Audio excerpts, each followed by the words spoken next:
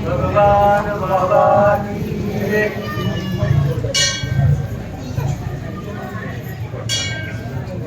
वृक्षादळी श्री वृक्षादळते पुरवरी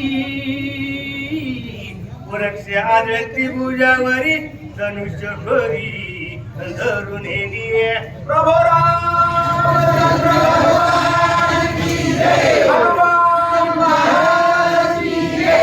गणपतीला नमस्कार करू सर्वांनी नमस्कार करू गद्याचं अनुसंधान सांगत आहे.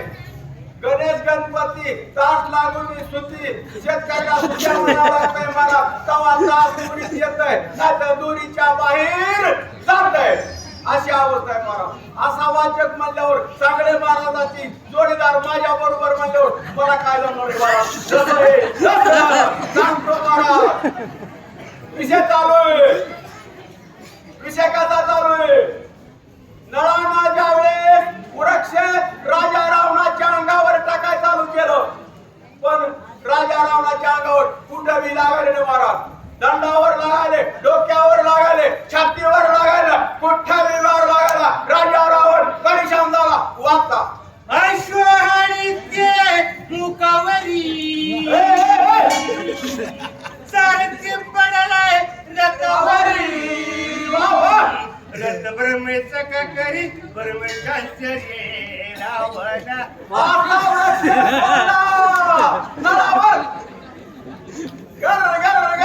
फिरला महाराज आणि घर ज्यावेळेस फिरला राजा रावणाच्या रथावर जाऊन वृक्ष पळला. पहिल्याबरोबर सारथी कुठं पळला? दऱ्यावर पळला. रथात काय झालं? कसं झालं? पुन्हा सण वाचा रथावरी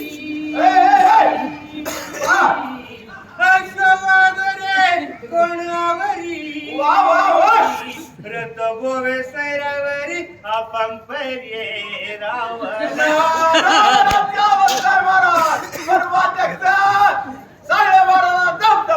राम महाराजला काय जमणार नाही.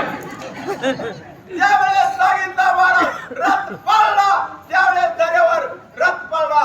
राजा रावणाच्या रथाचे हाल झाले. काय अवस्था झाली? कशी झाली असन? पुढल्या वावीत असन वाता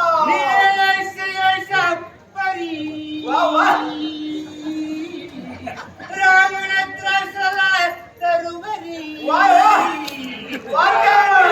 लागे करी निळेश्वर असा आवाज पाहिजे महाराज वाचकाचा. त्याला म्हणते खरखर आवाज. ज्यावेळेस राजा रावण त्रासला महाराज रथ सुद्धा नाही बसायला, घोडे सुद्धा नाही, सारथी सुद्धा नाही अशी अवस्था राजा रावणाची झाली. कुठं झाली? रणभूमीवर झाली. पुन्हा संघ नळ नावाच्या वानरा संघ वानर बघत होते. हनुमानजी पाच होते. प्रभू रामचंद्र तिथंच होते. पुढं होता रावण धनुर्बाणाचे दक्ष विकट साधुली लक्ष चेदुनी मुरली वृक्ष वृक्ष निळ सोमुखे वेंदेला. धन्य धन्य महाराज. खरोखर कारदरी गावाला अखंड असणार हे रामायण लावलंय महाराज. आणि तसं भरतानं भक्ती भरताचं आचरण कुठं होतं? नंदीग्रामाला.